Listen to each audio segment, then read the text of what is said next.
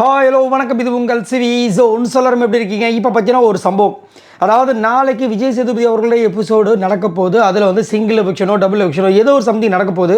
But maximum double eviction இருக்கிறதுக்கு வாய்ப்புகள் இருக்குது. ஏன்னா போன வாரமும் வந்துட்டு சிங்கிள் எவிக்ஷன், அதுக்கு முந்தின வாரம் சிங்கிள் எவிக்ஷன், ஆக்சுவலாக டபுள் எவிக்ஷன் நடந்திருக்க வேண்டும். டபுள் எவிக்ஷனில் கனி இருந்த காரணத்தினால அன்றைக்கி அந்த டபுள் எவிக்ஷனை வந்துட்டு ஒத்தி வச்சிட்டாங்க. ஆக்சுவலாக எல்லா சேனல்லையுமே மோஸ்ட்லி பார்த்தீங்கன்னா கனி அண்ட் திவாகர் தான் எவிக்டன்ற நியூஸ் வந்துச்சு. பட் கடைசி நேரத்தில் என்ன பண்ணிட்டாங்கன்னா, அங்கே அதே மாதிரி எப்பயுமே பார்த்தீங்கன்னா ஒரு 3 கார்டு வந்துட்டு எப்பயுமே வச்சுருப்பாங்களாம். அதாவது 3-4 கார்டை வந்துட்டு அங்கே வச்சுருப்பாங்களாம். அந்த கடைசி நிமிஷத்தில் சம்திங் ஒரு நடக்குன்ற மாதிரி ஒரு விஷயம், சரிங்களா? இப்போ என்னென்னா, நாளைக்கு யார் எவிக்டாக போகிறாங்கன்ற ஒரு பெரிய ஒரு டவுட்டாக இருக்குது. ஏன்னா இப்போ ஆல்ரெடி பார்த்தீங்கன்னா கொஞ்சம் இந்த நல்ல வெயிட்டாக இருந்தவங்களாம் வந்துட்டு நடுவில் போயிட்டாங்க. இப்போ பிரவீன்ராஜ் போனதெல்லாம் வந்து நிறைய பேருக்கு பயங்கர ஷாக்கு, சரிங்களா? திவாகர் போனது அதை விட ஷாக்கு. இந்த மாதிரி இருக்கும்போது நாளைக்கு யார் போவாங்க? ஏன்னா ரம்யா ஜோ பார்த்தா திடீர்னு ஓட்டு அதிகமாக வருது. ரம்யா ஜோக்கு இம்பார்ட்டன்ஸ் எக்கச்சக்கமாக வருது.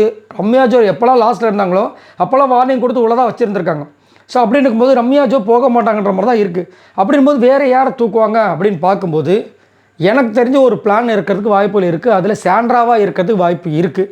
ஏன் அப்படின்னா, ஸ்டார்டிங்கில் பார்த்தீங்கன்னா சாண்ட்ரா வந்த உடனே வந்து டாப்பில் இருந்தாங்க. ஓட்டிங்ஸ் எல்லாம் பார்த்தீங்கன்னா அச்சு தூக்குனாங்க. அதே மாதிரி அவங்களோட இன்வால்மெண்ட்டும் இந்த பிக் பாஸ் வீட்டுக்குள்ளே அதிகப்படியாக இருந்துச்சு. உங்களுக்கு நல்லாவே தெரியும். அவ்வளோ இன்வால்மெண்ட்டாக இருந்தவங்க அடுத்த ஒரு வாரத்தில் கொஞ்சம் கம்மியாகுது. அதுக்கு அடுத்த 3ஆவது வாரம் போன வாரம் ஃபுல்லாக டவுனு. பிக் பாஸ்க்கு ஆப்போசிட்டாக மாறுறாங்க. பிக் பாஸ்க்கு ஆப்போசிட்டாக மாறுறாங்க. சொல்கிற விஷயங்களை செய்கிறது கிடையாது. ஆனால் அதே ஆள் ஃபஸ்ட்டு வாரம் எப்படி ப்ராங்க்லாம் வந்து அடித்து நொறுக்குனாங்க, அப்போ மாறுறாங்க, சரிங்களா? அப்போ விஜய் சேதுபதி வச்சு செய்கிறார். ஸோ இப்போலாம் பார்த்தீங்கன்னா இந்த வாரம்லாம் வந்து சுத்தம் ஒரு இன்வால்மெண்ட்டும் காட்டல. எனக்கு என்ன தோணுது அப்படின்னா, நம்ம பிரஜனை உள்ளே வச்சுட்டு, சரிங்களா, பிரஜனை வச்சுட்டு சாண்ட்ராவை அனுப்புறதுக்கு பிளானாக இருக்கும். ஏன்னா ஹஸ்பண்ட் அண்ட் ஒய்ஃப் 2 பேருமே உள்ளே வந்திருக்காங்க. எல்லாம் நோட் பண்ணிக்கோங்க. ஹஸ்பண்ட் அண்ட் ஒய்ஃப் 2 பேருமே வந்திருக்காங்க. இவங்களுக்கு 2 குழந்தைங்க இருக்காங்க. 2 பேருமே சின்ன பசங்க தான், ரொம்ப நல்லா வளர்ந்த ஆட்கள் கிடையாது. 2 பேரும் சின்ன குழந்தைங்கன்னும் போது அவங்க அதையே வந்து சொல்லி ரொம்ப ஃபீல் பண்ணிட்டு இருக்காங்க. எனக்கு தெரிஞ்சு அவங்க வர்றதுக்கு முன்னாடியே maybe there is a chance ஒரு பிளான் போட்டிருக்கலாம்.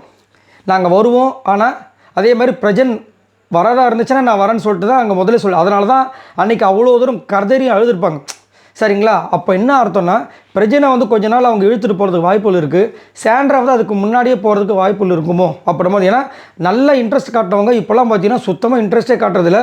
ஏதோ பட்டுப்படாமல் இருக்கிற மாதிரியே ஒரு விஷயம் போயிட்டுருக்கு. அது மட்டும் இல்லாமல் ஓட்டிங்ஸில் பார்த்தீங்கன்னா ஃபுல்லாக டவுன் ஆகிட்டாங்க. இப்போ எவ்வளோ இருக்குன்னா, லாஸ்ட்டாக பார்த்தீங்கன்னா கனி வந்துட்டு லாஸ்ட்டில் இருக்காங்க இப்போதைக்கு. ஆனால் அவங்களோட ஓட்டு பார்த்தீங்கன்னா மோரார்லெஸ் பார்த்தீங்கன்னா கனி, ரம்யா, சாண்ட்ரா, அரோரா, பிரஜன், வியானா முதற்கொண்டு எல்லோரும் பார்த்தீங்கன்னா மோரார்லெஸ் சேம்.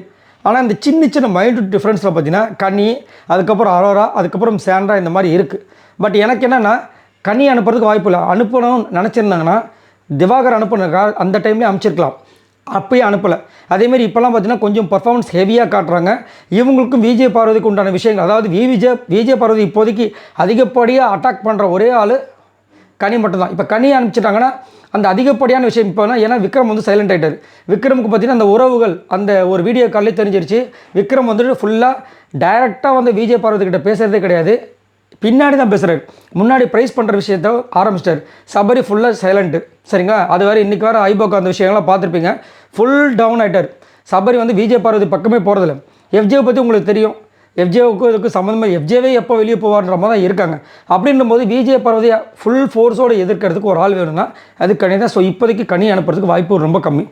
சரி, சாண்ட்ரா பார்த்தீங்கன்னா முன்னாடி இருந்தாங்க. ஆனால் இப்போ பார்த்தீங்கன்னா சாண்ட்ரா போனாங்கன்னா இந்த பிக் பாஸ் வீட்டுக்குள்ள பெரிய ஒரு மாற்றம் வரும் அப்படின்னு கேட்டிங்கன்னா அந்த மாதிரி கிடையாது, சரிங்களா? ஆனால் சாண்ட்ரா போனாங்கன்னா திவ்யாவோட கேம் இன்னும் வந்துட்டு எக்ஸ்போஸ் ஆகிறதுக்கு ஒன்று நல்லாவும் வர்றதுக்கு வாய்ப்பு இருக்குது, இல்லை அவங்களுக்கு வாய்ப்பு இருக்குது. ஏன்னா இவங்க நல்லா நோட் பண்ணி பாருங்கள், திவ்யா பண்ணுற விஷயங்களை எக்கச்சக்கமாக ரொம்ப மோசமாக தான் போயிட்டுருக்கு. இது சாண்ட்ராவை அவங்க அந்த அந்த ஒரு காம்பினேஷன் பாருங்கள், சாண்ட்ரா திவ்யா, அதை உடச்சா கண்டிப்பாக அங்கே ஒரு பிரளயம் ஏற்படும். ஸோ அதனால் எனக்கு என்ன தோணுதுன்னா, இது வந்துட்டு அதே மாதிரி குழந்தையும் போய் பார்க்கணும்.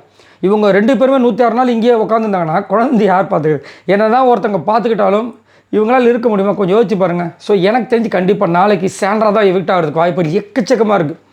ஏன்னா ஓட்டுமே கம்மியாகிடுச்சு, அவங்ககிட்ட பர்ஃபார்மன்ஸும் சுத்தமாக இல்லை. அது மட்டும் இல்லாமல் இந்த ஒரு விஷயம், குழந்தைகளோட வந்துட்டு வெளியில் அவங்க குழந்தைகளை விட்டுட்டு 2 பேரும் இங்கே இருக்கிறதுக்கு வாய்ப்பு ரொம்ப கம்மி. ஒன்று பிரஜன் போகணும், இல்லை சாண்ட்ரா போகணும் இந்த வாரம். ஆனால் பிரஜன் போகிறது வாய்ப்பு ரொம்ப கம்மியாக இருக்குமோ.